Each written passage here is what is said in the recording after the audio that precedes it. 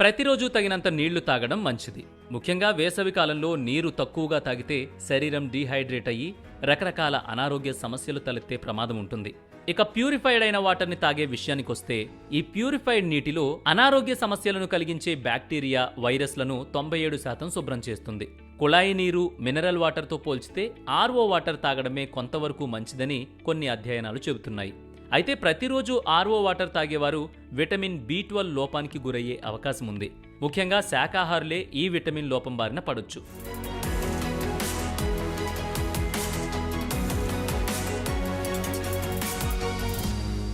మన శరీరం క్రమంగా పనిచేయాలంటే విటమిన్ B12 చాలా అవసరం. అయితే ఇప్పుడు అందరూ ఇళ్లల్లో వాడుతున్న ప్యూరిఫైయర్లు నీటిలో ఉన్న కోబాల్ట్ను తొలగిస్తాయి.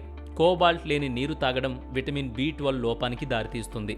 ఒక 165 మంది ఆర్ఓ వాటర్ తాగే శాకాహారులపై పరిశోధన చేస్తే వారందరిలోనూ B12 లోపం ఉంది. విటమిన్ B12 లోపిస్తే రక్తహీనత వచ్చే అవకాశం ఉంది. అంటే ఎర్ర రక్త కణాలు సరిపడేంత ఉత్పత్తి కావు. దీనివల్ల శరీరంలోని అన్ని భాగాలకు ఆక్సిజన్ ప్రసరణ తగ్గుతుంది. అవయవాలకు సరిపడా ఆక్సిజన్ అందక అనారోగ్య సమస్యలు తలెత్తుతాయి.